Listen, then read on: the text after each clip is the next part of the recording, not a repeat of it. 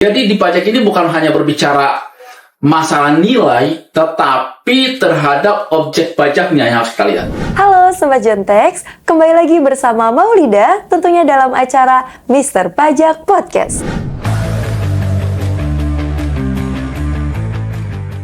Tentunya kali ini Maulida tidak sendiri, sudah bersama dengan narasumber kita hari ini, yaitu seorang praktisi dan akademisi di bidang perpajakan, dan juga merupakan founder dan CEO dari High Five dan juga Jontex. Siapa lagi kalau bukan Bapak Sabar Pardamaian Lumban Tobing, SEMMAKCACTL CTAP BKP. Selamat pagi Pak Sabar. Selamat pagi Mbak Maulida. Luar biasa, semangat nih Pak Sabar. Semangat, itu bajunya merah. Putih, Indonesia merah banget, putih. betul. Nah, kita sudah membara nih semangatnya di Pak Sabar nih. Oke. Nah kali ini Sobat Jontex, kita akan menindaklanjuti terkait dengan pembahasan kita sebelumnya nih Pak Sabar. Oke. Kita kemarin membahas terkait dengan PPh pasal 21. PPh pasal 21, oke. Di mana itu ada perubahan juga kan terkait dengan TER ya Pak Sabar. Di mana kita akan secara generalnya dulu nih Sobat Jontex, kita akan membahas terkait dengan pajak penghasilan. Nah kemarin nih Maulida cek di YouTube-nya banyak sekali Pak Sabar untuk views-nya. Berarti kan banyak nih yang terbantu akan informasi tersebut Pak Sabar. Terima kasih. Terima kasih nih untuk Sobat Jontex di luar sana yang sudah menonton YouTube kita. Jangan lupa untuk tonton terus karena tentunya subscribe ya. Betul, di subscribe, di like dan juga di komen. Tentunya di share juga Pak Sabar supaya informasinya bermanfaat untuk semuanya. Betul. Oke. Nah, kita langsung saja nih Pak Sabar ke pembahasan kita hari ini. Oke, di episode sebelumnya kan sempat dijelaskan ya oleh Pak Sabar bahwa ada pajak penghasilan yang final dan juga yang non final. Nah, itu tuh perbedaannya apa dan contohnya apa Pak Sabar? Oke, baik. Jadi di pajak itu kan udah dikategorikan nih teman-teman. Ini yang pajak final sama non final. Oke. Kalau final berarti pemajakannya udah selesai pada saat itu Mbak Maulida, teman-teman. Ya. Jadi cara membedakannya itu bagaimana? Dan di SPT pribadi pun itu udah ada kolomnya Mbak Maulida. Sudah ada satu kolom khusus di mana ada pajak-pajak final yang sudah selesai pemajakannya, itu nggak perlu dihitung lagi. Bukan berarti tidak dilaporkan loh, tapi tidak perlu dihitung lagi pajaknya, sudah selesai. Jadi pada saat penghasilan tersebut diterima oleh si WP, pajaknya udah selesai di situ. Ya, tapi ada juga penghasilan, di mana pemajakannya itu belum selesai, Mbak. Ibaratnya dia potong cuma DP-nya doang nih, cuma down payment-nya dulu nih. Masih ada perhitungan lanjutan yang harus dilakukan oleh si wajib pajak saat dia melaporkan di SPT. Contoh, penghasilan PPh pasal 21. Ya, Mbak Maulida nih dapat penghasilan PPh 21 dari perusahaan. Contoh dari High Five lah, dari Jontex kan. Itu pajaknya belum final, Mbak Maulida. Artinya begini, masih ada perhitungan lanjutan yang harus dilakukan oleh Mbak Maulida saat melaporkan SPT tersebut. Ya, pastinya akan dihitung nih berapa total penghasilan, berapa yang sudah dipotong oleh si pemberi kerja, dan berapa yang harus dibayar. Ini ada 3 kemungkinan. Bisa kemungkinan masih ada kurang bayar pajak yang akan dibayarkan oleh si Mbak Maulida tadi. Bisa juga lebih bayar, Mbak. Bisa juga nihil, jadi udah pas, tidak ada lagi pajak yang perlu dibayarkan. Untuk yang non final tadi ya. Tapi kalau final itu udah pasti tidak ada lagi pajak yang perlu dibayar lagi. Contoh apa? Contoh PPh pasal 4 ayat 2, penghasilan atas tanah dan bangunan. Itu final. Ya. Contoh, penghasilan atas deposito, itu final, ya. Jadi kalau misalnya sudah dipotong oleh si pemberi penghasilan itu selesai di sana. Berapapun nilainya. Kalau itu final tidak perlu dihitung lagi, Mbak. Ya, jadi di pajak ini bukan hanya berbicara masalah nilai, tetapi terhadap objek pajaknya yang harus kita lihat. Oh, gini, Mbak Maulida penghasilannya setahun dari High Five misalnya 100 juta, PPh pasal 21. Itu belum final, harus dihitung kembali. Tetapi Mbak Maulida punya penghasilan dari penyewaan rumah atau penyewaan apartemen, nilai sewanya misalnya 1 miliar lah misalnya dalam 1 tahun, misalnya itu. Kan nilainya kan lebih besar kan? Nilainya lebih besar, tapi karena objek pajaknya ini sudah final, tidak perlu dihitung lagi pajaknya di SPT pribadi. Tapi kan nilainya besar, Pak. Iya, tapi kita harus lihat konteksnya bahwa ini adalah pajaknya final, gitu loh. Ya, jadi yang perlu teman-teman yang nonton YouTube kita ini adalah memahami objek pajaknya ini mana nih. Bukan nilainya. sekali lagi, bukan nilainya, tetapi objek daripada penghasilan ini. Oke. Bagaimana kita bisa mengklasifikasikan, bagaimana kita bisa mengkategorikan bahwa penghasilan ini masuk dalam kategori final sama non-final. Saya kasih ilustrasi seperti ini. Kan kalau sepak bola itu ada namanya semifinal, Iya, betul. sama final. Kan tidak ada permainan sepak bola pasca final. Iya. Yang ada adalah siaran ulangan. Benar gak sih? Betul. Ya, siaran ulangan. Mana ada? Oh, ini kita lagi nonton bola apa nih? Kita lagi nonton bola pasca final. Ya, mana ada lah. Benar gak sih? Betul. Nggak ada. Tetapi ada semifinal. Yes, untuk mencapai final. Benar gak sih? Betul. Tapi kalau udah final, udah selesai. Perjuangannya udah selesai. Iya. Ya, itu banyak sekali. Jadi bagaimana, jangan sampai salah loh teman-teman ya, yang nonton YouTube ini, jangan sampai salah melihat begini. Jangan sampai rugi juga. Iya. Ini yang harusnya udah final, kamu hitung kembali di SPT pribadi. Wah, itu rugi dong, benar gak sih? Ya, yang pembajakannya udah selesaikan di saat penghasilan tersebut diterima, karena ketidakpahaman daripada teman-teman di luar sana, sehingga dihitung kembali di SPT pribadi lagi. Bisa kurang bayar, bisa kalau cara perhitungannya salah. Iya. Ya, makanya perlu pemahaman yang benar, Mbak Maulida, terhadap ilmu perpajakan ini. Betul. Karena dampaknya apa? Dampaknya itu bisa merugikan negara, tapi jangan salah, bisa juga merugikan si wajib pajak sendiri. Iya. Ini penting. Betul, betul. Ini sangat penting. Bisa merugikan wajib pajak, bisa merugikan negara. Sehingga pemahaman atas ilmu perpajakan, atas peraturan, itu sangat penting untuk teman-teman ketahui semua. Betul. Gitu, Mbak Maulida. Oke. Jadi itu tadi perbedaan ya Pak dari pajak penghasilan final dan juga non final. Yes. Nah, tapi Pak Sabar, mungkin kalau Maulida ingin bertanya nih Pak Sabar. Boleh. Kan kalau misalnya tadi contohnya untuk PPh yang final itu kan contohnya ada PPh pasal 4 ayat 2. Ya. Nah, selain itu apakah ada lagi Pak Sabar? Oh, ada. Contoh kayak PPh pasal 23 atas deposito. Oh, oke. Yang Ya, tadi jadi kalau deposito. Mbak Maulida ini punya sama dividen. Oh, dividen juga Pak. Sama dividen. Dividen itu pun Oke. final, ya. Oke. Deposito. Jadi kalau Mbak Maulida punya deposito nih di bank, ya, punya deposito di bank, terus kan bank itu kan ada bank konvensional sama ada bank syariah ya. Ya, betul. Tapi tetap aja kalau itu dalam kategori deposito pasti kan nanti pembagian bagi hasil kalau bank syariah ya. Kalau konvensional itu pasti bunga karena kan di bank syariah itu kan tidak ada boleh kata-kata bunga, Betul. riba kan Iya, nggak boleh kan. betul. Iya. Sehingga ya apapun itu dalam kategori itu dalam bentuk deposito maupun bagi hasil pembagiannya kepada si nasabah, itu tetap pajaknya final. Jadi kalau Mbak Maulida punya deposito 10 miliar, Mbak Maulida dapat bunga atas deposito itu misalnya 30 juta, itu langsung dipotong 20% kalau tidak salah. Nanti kita cek ya. Jadi Mbak Maulida udah terima bersih. 20 juta dikurangi, dipotong PPh finalnya oleh, jadi bank itu langsung potong, Mbak. Oke. Langsung potong pajaknya. Jadi Mbak itu Mbak Maulida udah terima bersih. Bersih ya? Mbak Maulida nggak perlu lagi bayar pajak atas hal itu. Oke. Terus Mbak Maulida apa yang perlu dilakukan? Yang perlu dilakukan adalah melaporkan bunga atas deposito yang Mbak Maulida terima itu di SPT pribadi. Oke.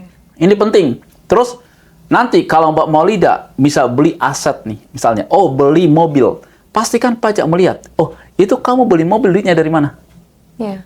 Oh saya itu bisa beli mobil ini karena saya dapat bunga deposito dari perbankan. Pajak akan menanyakan pertanyaan lagi, mana bukti pembayaran pemotongan pajak yang dilakukan oleh perbankan?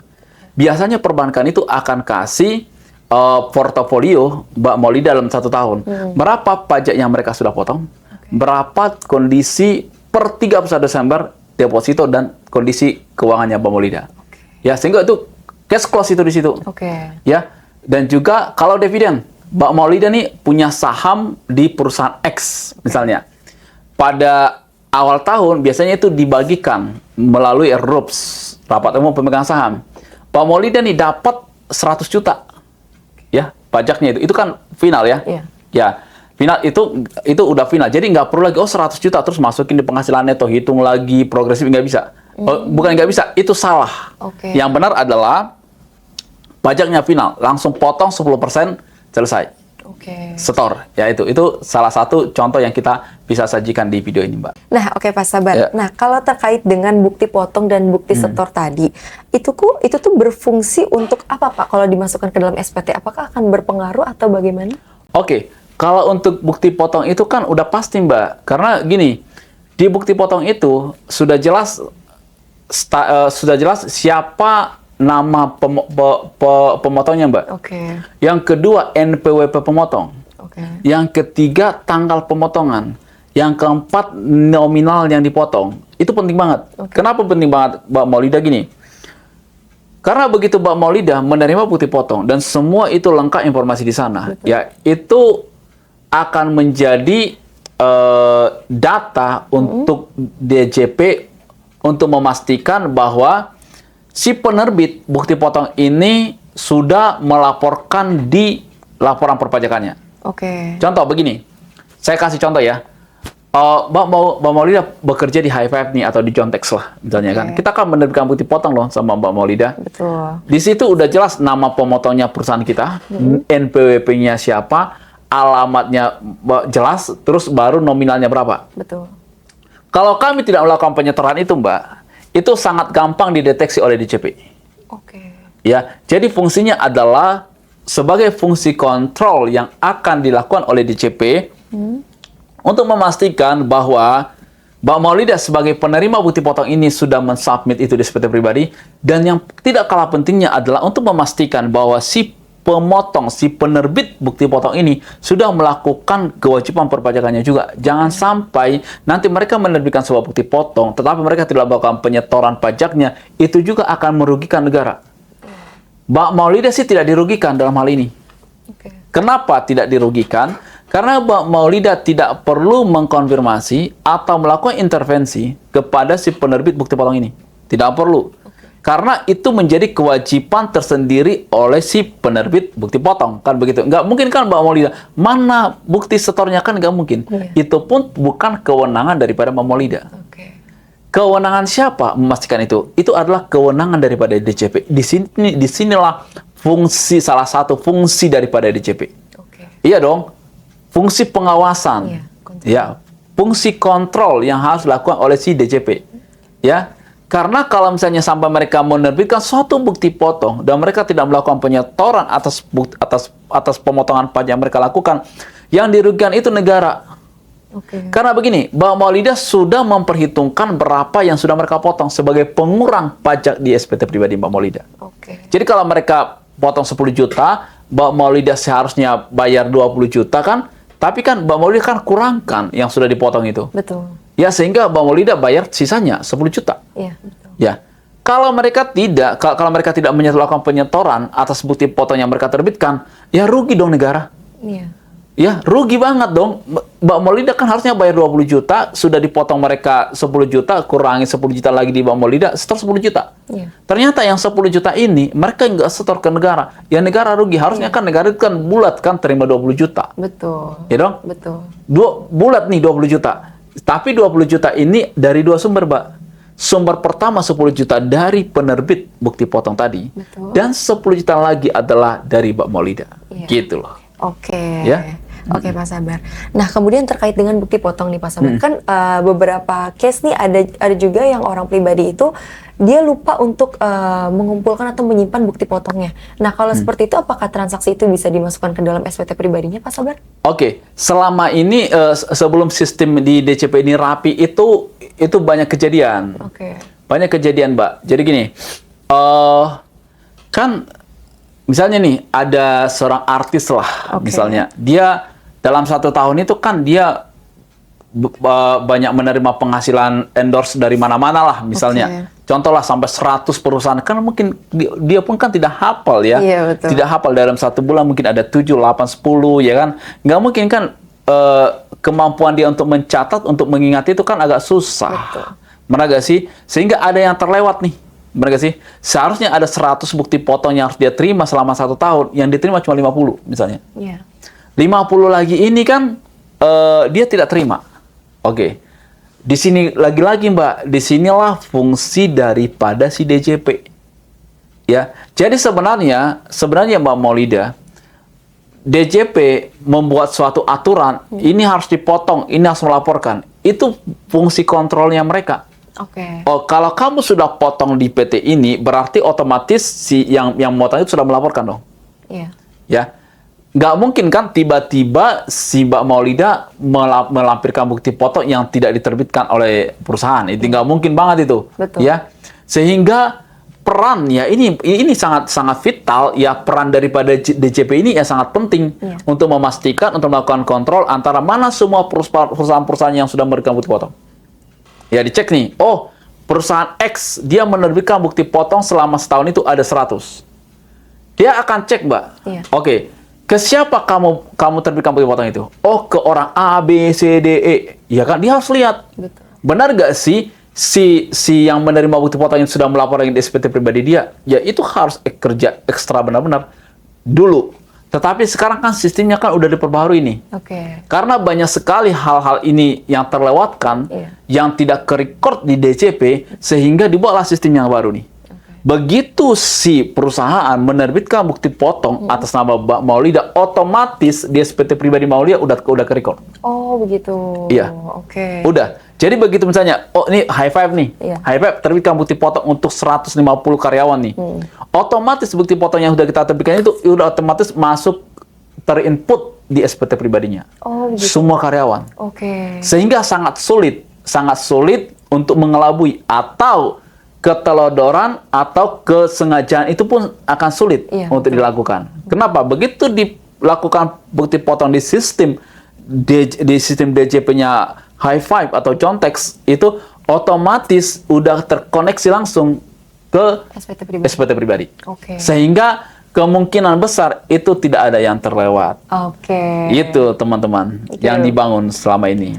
Itulah yang baru diperbaharui selama ini ya. Sekarang ya. Selama ini memang itu banyak yang terlewat, Mbak. Itu sejak kapan, Pak Sabar? Ada pembaharuan? Tahun ini, tahun 2002. Sebenarnya itu sudah dicoba di tahun 2023, ya. Tapi akan lebih sempurna lagi, lebih komprehensif lagi dengan adanya Cortex System tadi. Nanti Cortex System, ya. Itu akan lebih komplit lagi. Ya, tapi itu sebelum ada Cortex System ini, itu sistem yang saya sampaikan tadi itu sudah diterapkan di tahun 2023.